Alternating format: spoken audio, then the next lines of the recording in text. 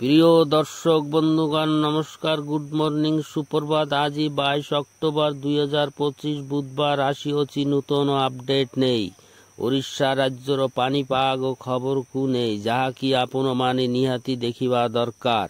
ଭିଡ଼ିଓଟିକୁ ସମ୍ପୂର୍ଣ୍ଣ ଦେଖିବେ ବୋଲି ଅନୁରୋଧ। ରାଜ୍ୟର ମୁଖ୍ୟତଃ ଭାବରେ 13ଟି ଜିଲ୍ଲାରେ ଆଲର୍ଟ ଜାରି ହୋଇଅଛି। ଜିଲ୍ଲାଗୁଡ଼ିକ ହେଲା ପୁରୀ, ଖୋର୍ଦ୍ଧା, ନୟାଗଡ଼, ଗଜପତି, ଗଞ୍ଜାମ, ବୌଦ୍ଧ, କନ୍ଧମାଳ, ରାୟଗଡ଼ା, କୋରାପୁଟ, ମାଲକାନଗିରି, ଜଗତସିଂହପୁର, କେନ୍ଦ୍ରାପଡ଼ା ଏବଂ କଟକ ଜିଲ୍ଲାରେ ହାଲୁକାରୁ ମଧ୍ୟମ ବର୍ଷା ହେବାର ସମ୍ଭାବନା ଅଛି।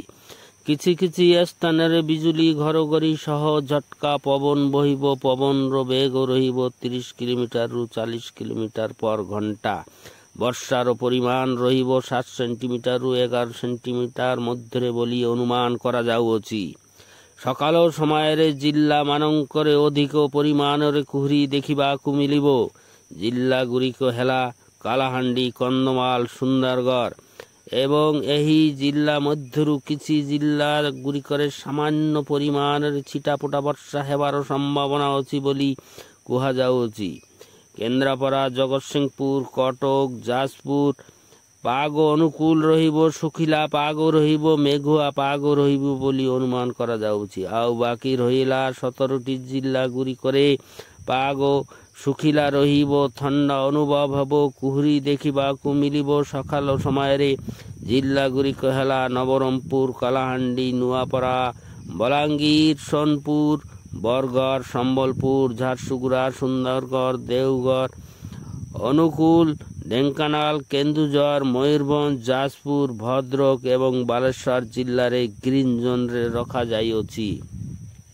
ଆଜି 22 ଅକ୍ଟୋବର 2025 ବୁଧବାର ଦକ୍ଷିଣ ଭାରତରେ ପ୍ରବଳ ବର୍ଷା ହେବାର ସମ୍ଭାବନା ଅଛି। ବେଙ୍ଗାଲୁରୁ, ଚେନ୍ନାଇ, ହାଇଦ୍ରାବାଦ, କର୍ଣ୍ଣାଟକ, ତାମିଲନାଡୁ, ବିଶାଖାପଟ୍ଟନମ ଦକ୍ଷିଣ ଭାରତ ରାଜ୍ୟମାନଙ୍କର ବର୍ଷା ହେବାର ସମ୍ଭାବନା ଅଛି। ବିଜୁଳି ଘଡ଼ଘଡ଼ି ସହ ଝଟକା ପବନ ବହିବ। ପବନର ବେଗ ରହିବ 30 କିଲୋମିଟରରୁ 40 କିଲୋମିଟର ପର ଘଣ୍ଟା ବୋଲି ଅନୁମାନ କରାଯାଉଛି। ବର୍ଷାର ପରିମାଣ 7 ସେଣ୍ଟିମିଟରରୁ 11 ସେଣ୍ଟିମିଟର ମଧ୍ୟରେ ରହିବ ବୋଲି ମଧ୍ୟ ଅନୁମାନ କରାଯାଉଛି।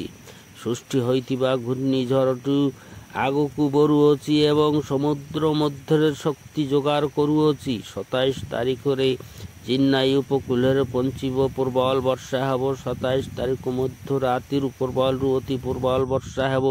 ନେଲୁର, ଚେନ୍ନାଇ, ପଣ୍ଡୁଚେରୀ, ଯାହା ବିଶାଖାପଟ୍ଟନମରେ 28 ଓଡ଼ିଶା ରାଜ୍ୟରେ ବର୍ଷା ଉପକୂଳ ଅଞ୍ଚଳରେ ପ୍ରବଳ ବର୍ଷା ହେବାର ସମ୍ଭାବନା ଅଛି।